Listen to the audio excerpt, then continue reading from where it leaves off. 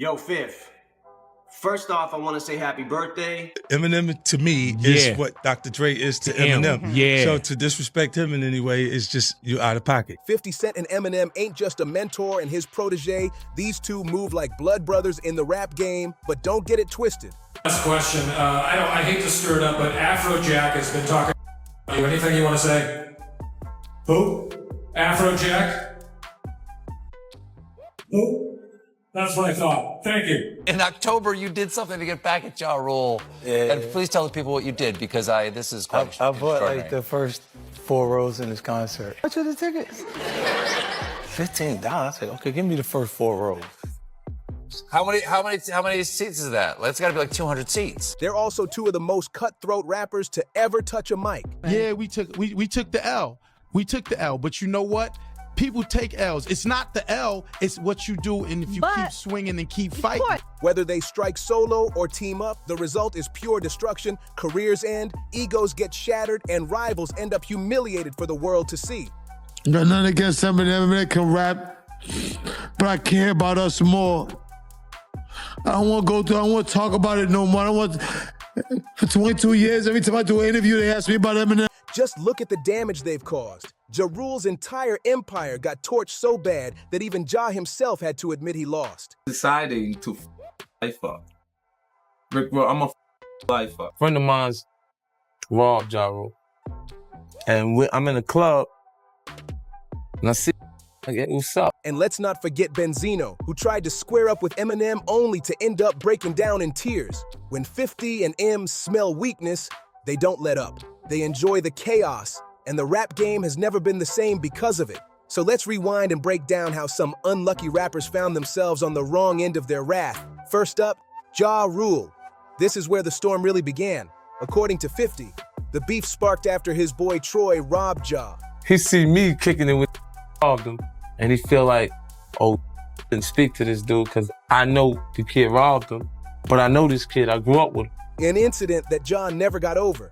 Later, when 50 and Ja crossed paths at a club, 50 actually tried to squash it, but Ja wasn't having it. He was convinced 50 had something to do with the robbery, and from that point on, there was no going back. But here's the twist. Other sources claim the robbery wasn't even the root of the tension. Let these, I ain't got to spit, these clowns, these chumps. Word on the street is that 50 felt disrespected at a Murder Inc. video shoot for Murder for Life. He got iced out, treated like a nobody, and that humiliation lit the fuse. Once 50 felt played, it was game over. You want to call yourself a murderer? Then you need murderers around you to make it believable.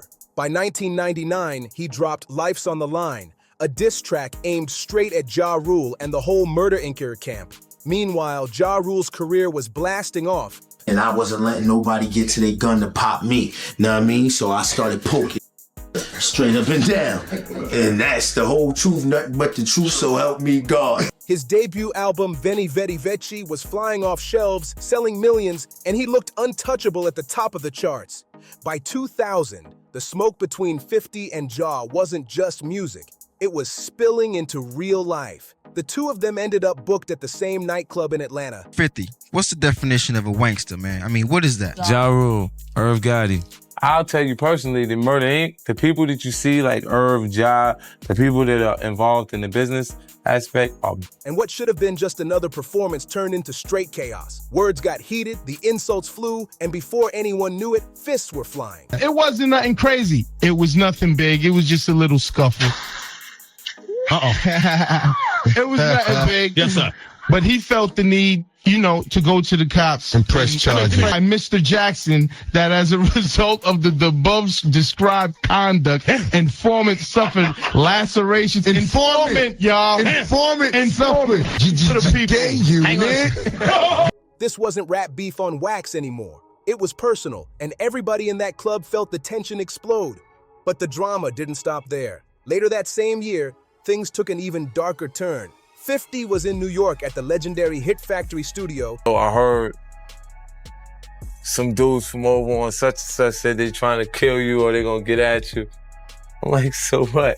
Just trying to record, when Ja Rule and his Murder Inc.'s crew pulled up uninvited. The story goes that Ja got word 50 was in the building, and instead of ignoring it, he stormed the place with backup. What followed was ugly. Rapper Black Child from Murder Inc. ended up stabbing 50 during the confrontation. I blocked till he fell into M and Dre's lap. Damn! Are you serious? Yeah, labels would call me. I'd be like, yo, if you mine, and they be like, we ain't Gotti, forget it. That night officially locked the beef in blood. From that point on, they weren't just rivals, they were sworn enemies, and the streets knew it. From 1999 to 2002, the hostility only got worse. Then in 2002, 50 dropped Wanksta. You know, like him, what he did for me, you can't repay that. You know what I'm saying? Like people, they don't understand it. Like my head didn't get big with momentum because of me and M's relationship. The track was rumored to be throwing shade at Ja, and whether or not that was the case, it blew up. The song became 50's breakout smash, climbing to number 13 on the Billboard charts and putting his name on everybody's radar. Suddenly, the underdog wasn't just making noise, he was a serious threat to Ja's throne. That's when Murder Inc. tried to flip the narrative. Irv Gotti, the powerhouse behind the label, accused 50 of filing an order of protection against him and Ja. There was deals giving 1.5, maybe 1.7 million. Eminem gave him $1 million. But you got Eminem and Dr. Dre. Basically painting 50 as soft in the street code. But 50 shot those claims down immediately, calling it a straight-up lie. Later, the truth surfaced. Yes, an order of protection existed, but it wasn't 50 who filed it. The cops put it in place automatically after the stabbing incident. At the time, 50's reputation came out clean. His image as a fearless hustler stayed intact. Not long after the studio incident, 50 Cent got shot, and just like that, he was wiped off the scene. The industry blacklisted him completely.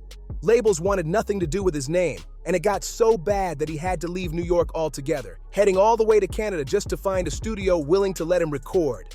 With 50 out of the picture, Ja Rule and Murder Inc. were running wild. Their songs were everywhere, and to them, 50 was done, buried for good. Even when his comeback mixtape started making the rounds, Ja didn't bother paying attention. He thought the threat was gone. But then came the twist. In 2002, 50's lawyers passed a copy of his mixtape Guess Who's Back to Eminem's manager, Paul Rosenberg. This battle between me and Eminem is really a situation where the hood just ain't selling units no more. When M heard it, he was blown away. The raw energy was undeniable. Without hesitation, Eminem flew 50 to LA to meet him and Dr. Dre, and that meeting changed hip-hop forever. By the end of it, 50 Cent had locked in a $1 million deal with Shady Records and Interscope. Angie, I swear on my daughter's life, I never met this dude. I never met this man, this girl. She is obsessed with me. Officially joining forces with M and Dre. Once 50 linked up with Eminem and Dr. Dre, he wasn't just a hungry rapper from Queens anymore. He had two of the biggest forces in hip-hop guiding him. And Ja Rule, he was furious. To him, Eminem signing 50 wasn't business, it was betrayal. And that's when things got real nasty. Ja Rule made the ultimate mistake. He dragged Eminem's daughter into the beef, and if there's one rule everybody knows, it's that you never bring up Haley. That's the one line M refuses to let slide. His response was ruthless. He dropped Haley's revenge, putting Ja on full blast and even featuring a conversation with his daughter on the track. But M didn't stop there. He teamed up with 50 for a savage diss track, their version of Hail Mary. They didn't just diss Ja Rule, they mocked him, clowning him for copying Tupac and flat out telling him he'd never live up to Pac's legacy. Benzino here on the video Shoot or Die Another Day, electro recording artist, co-owner of Source Magazine, Eminem Slayer. It was brutal, and the whole industry watched Ja's image crumble. By 2004, Eminem tried to call it quits with Like Toy Soldiers, admitting he was tired of the drama. But even then, he couldn't fully let go. Fast forward to 2018. On his album Kamikaze, M slid in another jab at Ja, proving he still hadn't forgotten. As for Ya, his career never bounced back. And he wasn't the only one who regretted stepping into the ring with M and 50. Benzino found that out the hard way too. Eminem's war with Benzino started over something petty, a review in the Source magazine, which just so happened to be co-owned by Benzino himself. When M dropped The Eminem Show in 2002, the magazine gave it 4 mics out of 5.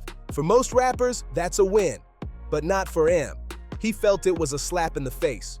In his mind, the reason he'd never get a perfect 5 wasn't about the music, it was about his skin color, and he blamed the source and Benzino for the bias. M didn't bite his tongue either. He blasted the magazine in interviews and iced Benzino out completely. One time in Puerto Rico, while promoting 8 Mile, Benzino tried to get an interview backstage. Got nothing against Cent and Eminem that can rap, but I care about us more.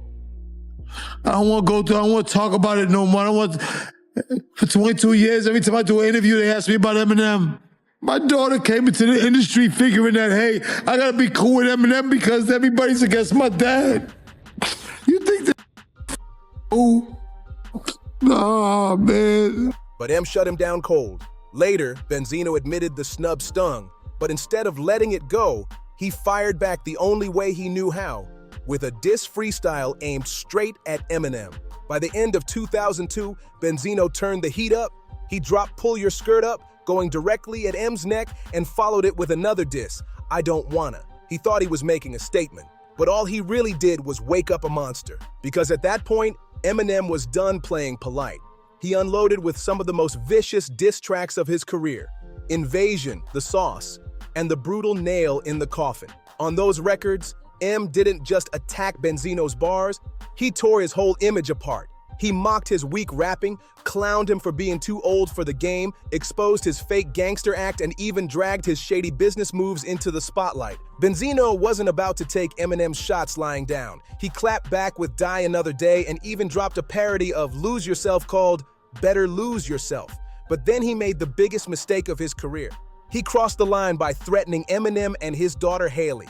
That move destroyed him. The entire hip-hop community turned its back on Benzino. Radio stations blacklisted his tracks, fans dragged him non-stop, and his career started to collapse right in front of him. But instead of pulling back, he pushed harder. With his music ignored, he turned the source into his personal weapon, just running smear campaigns, publishing hit pieces, and trying to drag Eminem's name through the mud in print. And he came back recently from overseas and was disrespectful, man. Like the way he's like, it's like he's feeling himself, like because of how well his record is selling. It's incredible that he would come back and forget how much work, how much I've done for him. Where does he stand as far as Junior is concerned right now? Across the street or around the corner. He's not in my camp. Not at all. No way. Okay. Not after being that disrespectful. M wasn't fazed. He fired back with Go to Sleep, another savage diss track that didn't just torch Benzino. Ja Rule caught strays too. And just to twist the knife, M landed the cover of XXL magazine, the biggest rival to the source. That move sparked an all-out magazine war, with Benzino's credibility taking even more hits. Still, Benzino refused to quit. He kept dropping weak shots like Falling Down, targeting both Eminem and 50 Cent. He was busting real bullets. One of my homies got hit. He's still alive, and in jail. And since Ja Rule was already deep in a war with 50, Benzino figured, why not link up? So he and Ja teamed up, trying to double the firepower, releasing diss tracks like Untouchable. By 2003, Benzino thought he had the ultimate weapon to end Eminem once and for all. He dug up an old M track from his teenage years called Foolish Pride. It's true. Have that. That's about to be an ill fight. Shake the out of county. And I got love for New York. Now play my where M used racial slurs. Wasting no time, Benzino plastered the lyrics all over the source and even leaked the track on the magazine's website. He thought he had M cornered with no way out, but M flipped the script.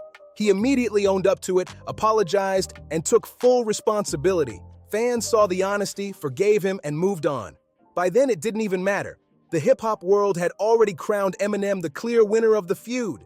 Years later, Benzino would end up apologizing. But the damage was done. And instead of the beef fading, M kept sprinkling in jabs whenever he felt like it.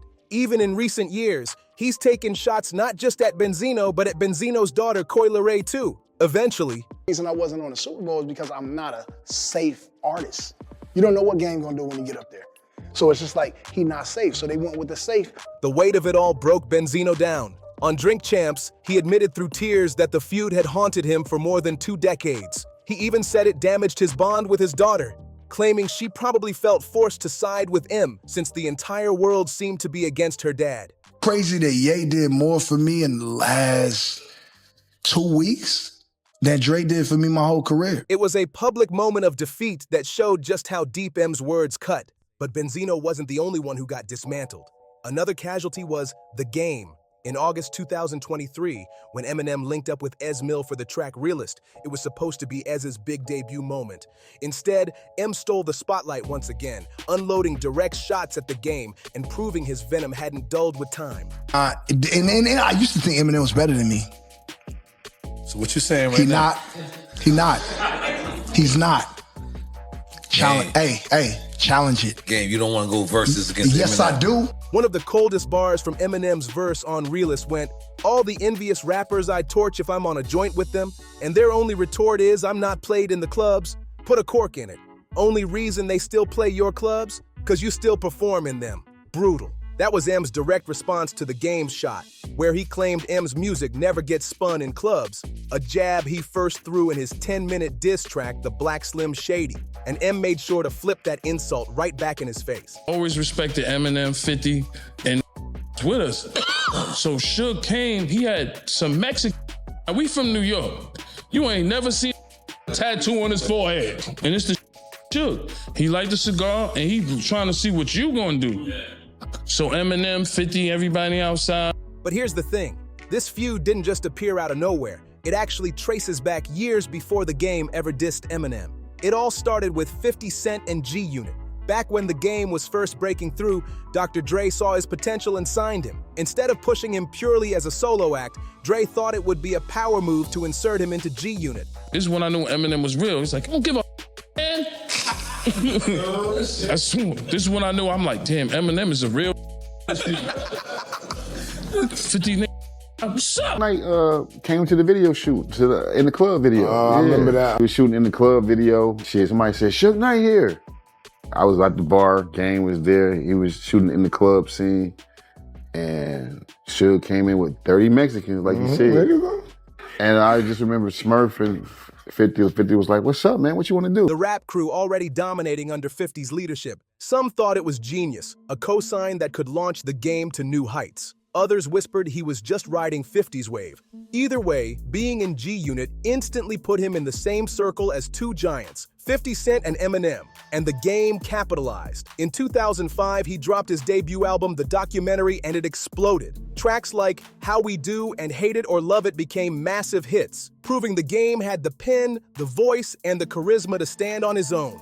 Even though The Game's career was exploding, things behind the curtain were far from smooth. Tension with 50 Cent had already started bubbling, and one of the first signs came during the filming of the Hate It or Love It video. Word spread that 50 straight up refused to sit next to The Game in the car scene, a small detail that sparked big rumors that all was not well inside G-Unit. Then came the real breaking point. At the time, 50 was knee-deep in beefs with Nas, Fat Joe, and Jadakiss, and he expected The Game to stand beside him, no questions asked. But The Game went public saying he had no issue with any of them. To 50, that was straight betrayal. The same day, he hit Power 105.1 with Ed Lover and officially kicked The Game out of G-Unit live on air. And he didn't stop there. Hours later, 50 pulled up to Hot 97 with Funkmaster Flex, unloading even more grievances about The Game. But The Game was still in New York. And when word got back to him, he wasn't about to just let it slide. He rounded up a crew of gang members and stormed Hot 97. That's when all hell broke loose. Shots rang out between The Game's squad and 50's entourage. In the chaos, one of The Game's men got hit in the leg, turning the beef from music into real street warfare. While chaos was breaking out at Hot 97, 50 Cent quietly slipped out the back door. And just days later, fans were stunned. 50 and The Game showed up together, smiling, shaking hands, and even donating money to the Boys Choir of Harlem. They swore the beef was dead, but everybody knew it wouldn't last. By Summer Jam 2005, The Game was back on stage throwing shots at 50 and the rest of G-Unit. At one point, he even ripped off his G-Unit chain and hurled it into the crowd, a public declaration that he was officially done with them. From there, the diss tracks started flying non-stop. But as his war with 50 kept raging, The Game sparked another feud, this time with Eminem himself. In 2022, he dropped The Black Slim Shady, a 10-minute diss aimed squarely at M. He didn't hold back either, dragging 50, Dr. Dre, and even mentioning Eminem's daughter in the process. Some praised it as gutsy, saying the game was one of the only rappers bold enough to challenge M, but many others called it corny and desperate, a clout-chasing move to stay in the headlines. And the timing made it worse. Just months earlier, the 2022 Super Bowl halftime show, headlined by Dr. Dre with Snoop Dogg, Kendrick Lamar, Mary J. Blige, 50 Cent, and Eminem, went down in history. But the game? He wasn't invited, despite his West Coast legacy and his Dre connection. The game later admitted that being left out of the Super Bowl halftime show really stung. On the I Am Athlete podcast, he confessed he felt blackballed, saying the industry saw him as too risky. By March 2022, his frustration spilled over on Drink Champs. He made headlines with some wild claims, saying Kanye West had done more for his career than Dr. Dre ever did, and even declaring he was a better rapper than Eminem. He went so far as to challenge M to a versus battle, daring him to step up. But M didn't say a word. Fans joked that the game should count his blessings, because if Eminem had actually responded, it could have been career suicide. And if you think M and 50 only reserved their fire for fellow rappers, think again. Even dangerous figures like Suge Knight found out the hard way that they weren't scared of anybody. The tension traced back to Dr. Dre's split from Death Row Records. When Dre signed Eminem, then later brought 50 into the fold, the bad blood with Suge carried over. Suddenly, M and 50 weren't just superstars. They were inheriting Dre's beef with one of the most feared men in hip-hop history. And Suge being Suge, he wasn't letting it slide. He tried pressing them multiple times. One infamous moment came during the shoot for 50's In Da Club video. Out of nowhere, someone shouted, "Suge Knight is here!" and chaos erupted. Suge rolled up with about 30 men, reportedly members of a Mexican gang, ready to cause trouble. It was classic Suge, pulling up deep with a whole squad, trying to intimidate everybody on set. That was his signature move. Show up unannounced, flex his muscle, and remind the industry he was still a threat. But true to form, Eminem and 50 didn't flinch. They stood their ground, and that wasn't the only time Suge tried to rattle M. Take the 2001 Source Awards, a night that could have turned deadly. Eminem was there performing with D12, and the energy in the building was already tense. To make things worse, security rules forced bodyguards to sit away from the artists. That left M wide open, and Suge's crew didn't waste a second. According to M's former bodyguard, Big Naz, the setup was obvious. M suddenly found himself surrounded by a group of men in red shirts, a clear signal they were repping Bloods, a gang Suge was deeply tied to. Naz clocked what was happening, sprinted across the venue, and pulled them out before things exploded. To him, it was clear. Suge had sent them. But M never went public blasting Suge. In his 2004 track Like Toy Soldiers, he explained why. Dr. Dre personally told him to steer clear. Dre knew how dangerous Suge was, and he didn't want M dragged into that war. So even though M had plenty to say, he bit his tongue and stayed quiet. But fast forward to early 2025, and the game changed. Out of nowhere, an unreleased Eminem diss from the mid-2000s leaked, and it shook the entire hip-hop world. The leaked track, titled Smack You, was so ruthless that fans instantly started debating what could have happened if Eminem had actually dropped it back in the day. Some argued it might have put his life in real danger, while others called it one of the coldest diss tracks ever written. On the record, M went straight for Ja Rule's neck, mocking his height, tearing into his parenting, and dismantling his image bar by bar. But then he did the unthinkable. He turned his fire on Suge Knight, one of the most feared men in hip-hop. M flat out accused Suge of being tied to the deaths of Tupac and Biggie, a claim bold enough to shake the entire culture. The fact that Eminem was willing to record something that direct, aimed at one of the most dangerous figures in the game, proves exactly what we've always known. M has never been scared to stand his ground, no matter who was in front of him. So what do you think? Should Eminem have released Smack You back then, or was it too risky to ever see the light of day? Drop your thoughts in the comments, and don't forget to like, share, and subscribe for more breakdowns just like this.